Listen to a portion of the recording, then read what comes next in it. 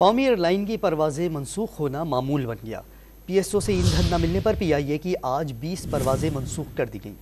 Karachi airport سے لاہور، اسلام آباد، گوادر، ملتان، سکھر، تربت جانے والی 7 پروازیں منسوخ کی گئیں۔ لاہور ایئرپورٹ پر پی آئی اے کی 2 پروازیں منسوخ اور 1 تاخیر کا شکار ہے۔